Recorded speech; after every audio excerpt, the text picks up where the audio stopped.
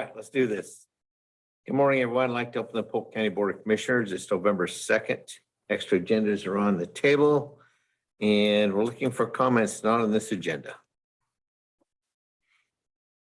Hearing none, looking for approval of agenda. Mr. Chair, I'd like to modify the agenda by adding a contract between Polk County, or it's an IGA technically, between Polk County and Oregon Health Authority for discussion purposes and decision, if possible. I'd like to add that as number 7 as an action item. So moved as amended. All those in favor, please say aye. Aye. Aye. And is amended. Looking for approval of minutes for October 26th. Moved. Second. All those in favor, please say aye. Aye. Aye. Motion passes. Resolution 22-10, fair housing. Mr. Greg Hansen. Yes, Mr. Chair, members of the board, we're required to do this about every 2 years to pass a resolution in the matter of fair housing. It's actually used, or it's a requirement of certain grants that we receive in that. On its approval today, after that, we will then have to publish this in the Itemizer Observer to meet the criteria that the grant in this resolution puts forth. But it's not anything out of the ordinary. We've done it. It's more of a housekeeping that we have to do this every 2 years. So I would recommend approving the resolution. Move to adopt resolution 22-10. Second. All those in favor, please say aye. Aye. Aye. Resolution passes. Next up is contract with Polk County Behavioral Health And OHA, and POHA. Good morning, Will. she can do the background. You want me to do background? You want to do background? You can do back. Okay. Do you want this? Yeah.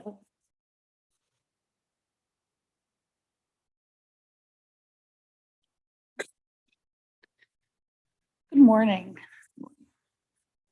So in contrast to other recent contracts I've brought forth from OHA, this one is not, even though I'm bringing it to you with kind of a hurried timeline, this one is actually a timeline that is hurried on due to our own need to take some time with this versus OHA pushing the money out quickly. They actually sent an RFA out last March for these funds. And we've taken a lot of time with this to make sure that it was done well and make sure that it was drafted correctly, which is why it's taken us so long to get it to you now. And which is why they are rightly so running out of patience with getting it back to them. So let me give you a little bit of background about where this money came from.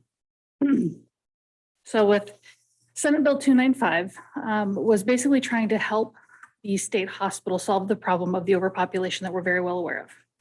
For a number of reasons, that hospital is not able to do the job the state needs right now to keep the people in there that need to be in there and move the people out quickly that no longer meet a level for hospital care. So back in March, there were a couple of things happening at the same time. One, the behavioral health directors had been working with OHA around how we had been historically funded for serving the aid and assist population in the communities. And we've been talking with them about the fact that the way that we had been funded didn't make a lot of sense, was not covering the costs, and we wanted that to be changed. And we had been having a dialogue for months about how to update that funding.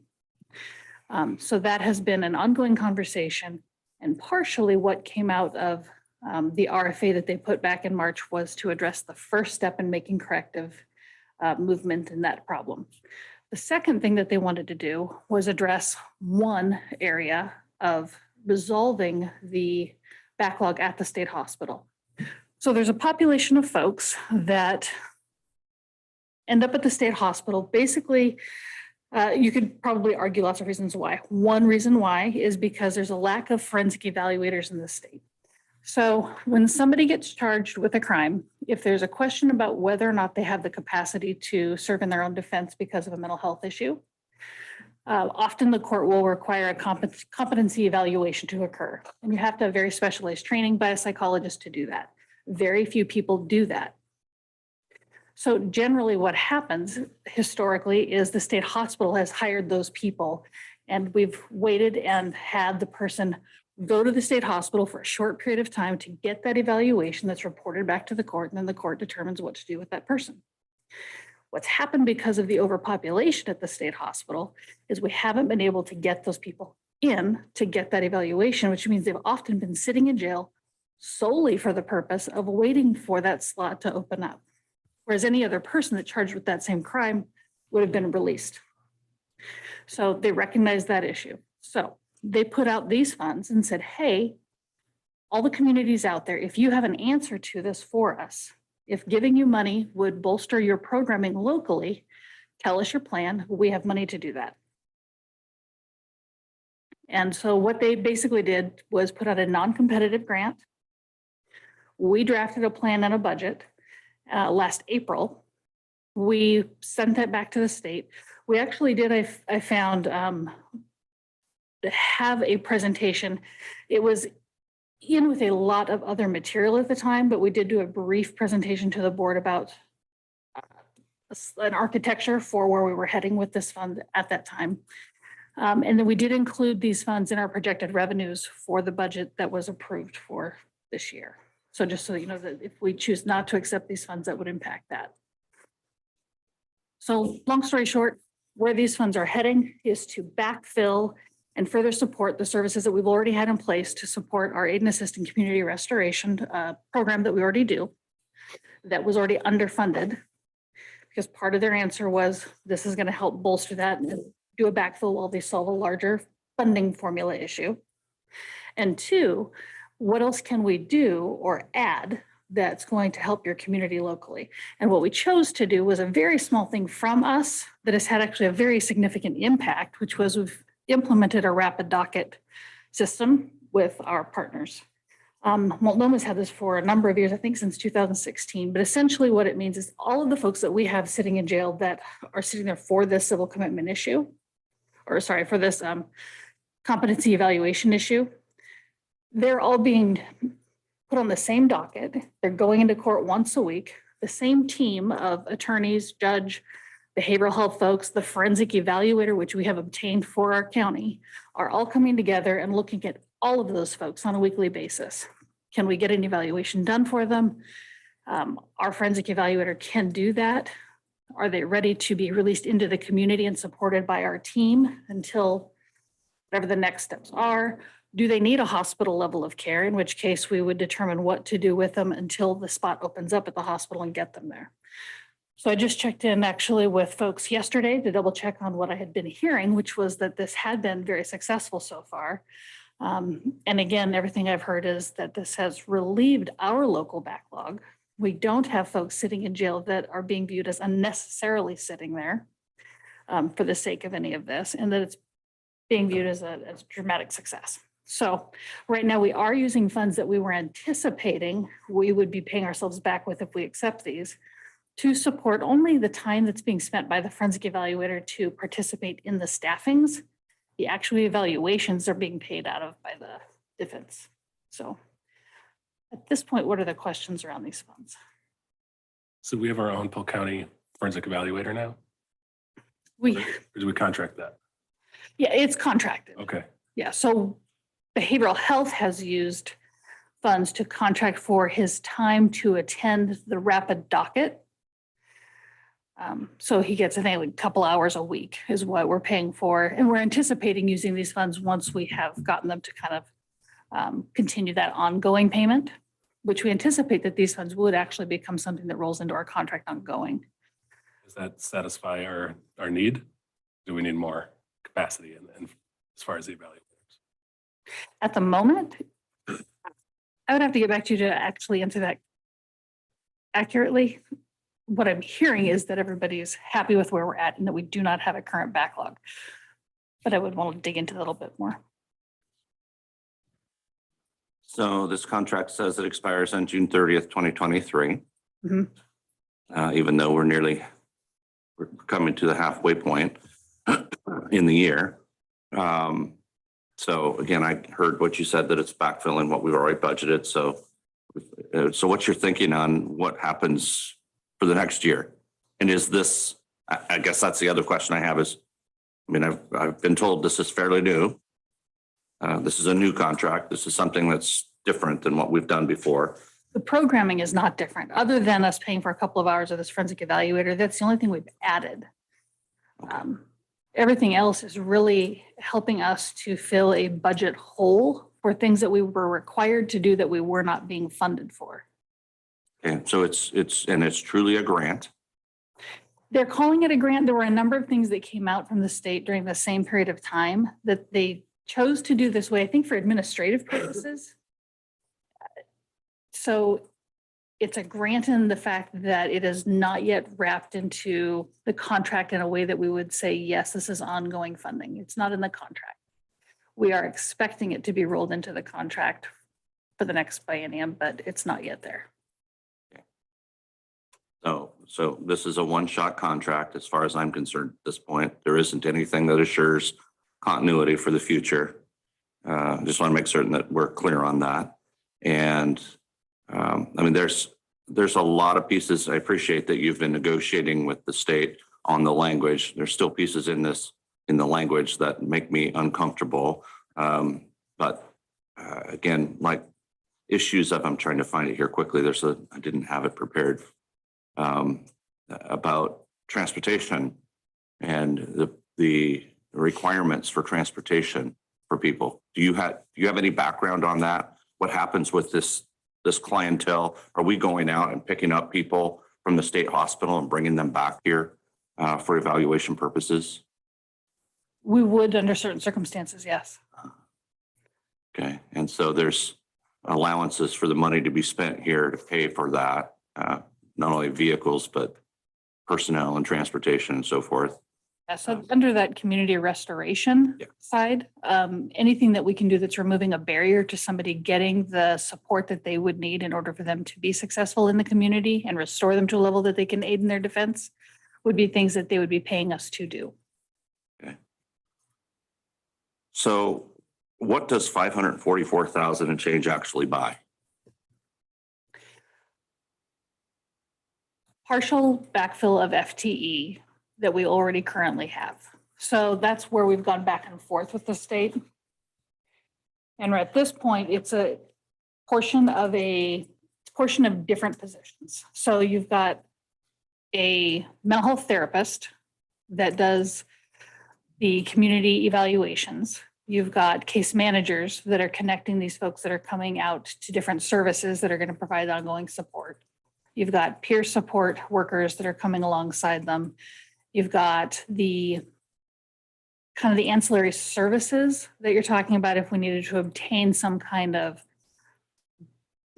we wouldn't, but if we needed to buy something like bus passes or air conditioners or those kinds of things that would support somebody for some reason, we have the flexibility to do that. Potentially housing, those kinds of things.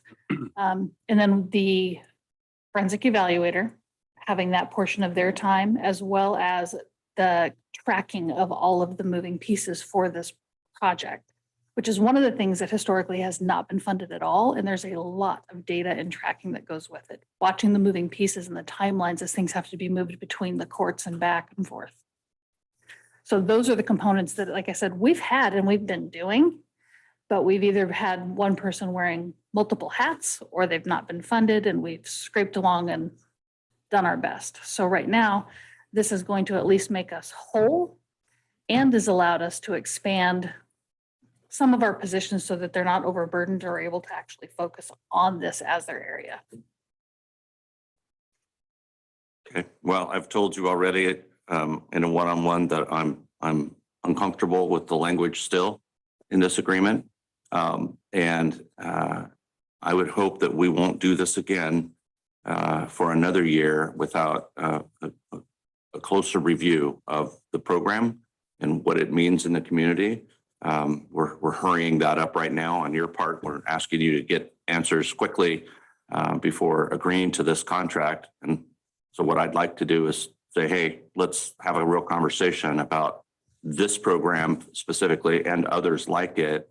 And so that we can better help the community understand the value of doing what we're doing and why it's safe and why it's successful. I appreciate the rapid response of, yeah, it's wildly successful, but I'd like to back that up with some real-time understanding of what it does and why it's successful. And a better understanding of how we're going to, if this is the new normal, how we have as a county any flexibility in determining our outcomes and successes going forward. I am concerned that something like this for, I mean, 544,000 in the scheme of what your budget is pretty small. And you've spent an inordinate amount of time to get the language as right as you can tolerate. And so that makes me really nervous as well. That, I mean, I don't know what the first language looked like, and I don't need to. I can just sense from your presentation that it was clearly not something we could all live with.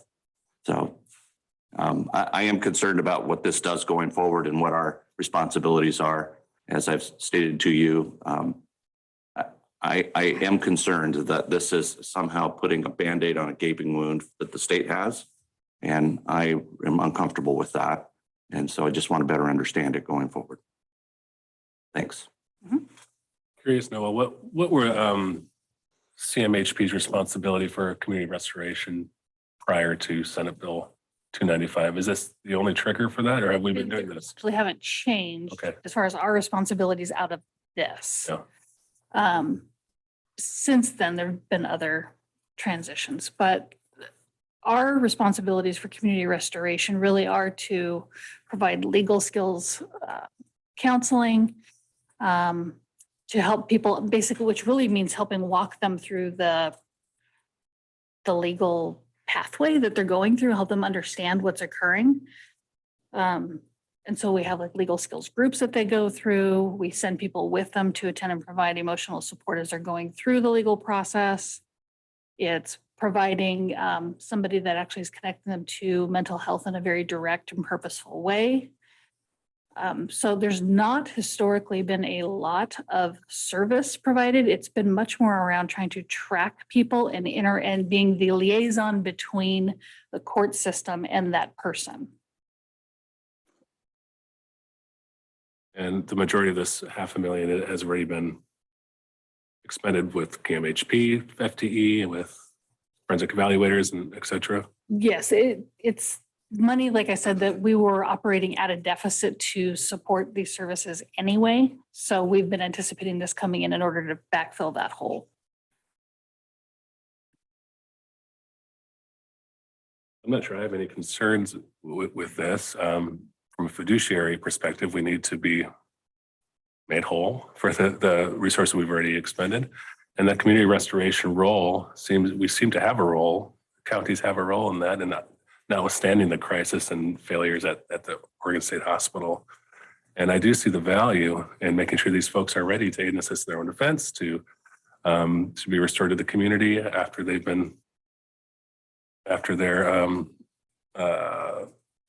any criminal or court-related issues. And I don't see this changing for counties. I'm satisfied with the contract as it stands, but if there's specific questions or detail we need from OHA, I think we should be specific about it. If the board decides not to move forward. I support it as it stands.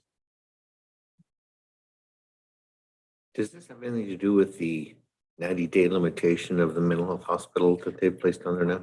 Are they connected under a giant umbrella of topic? Yes. And as far as we're still talking about related populations, but this contract and where this stemmed from is not related to that. I think those would be good conversations for us to have. And I think we're going to be getting into some of that the next couple of days at, we have LIPSIC coming up.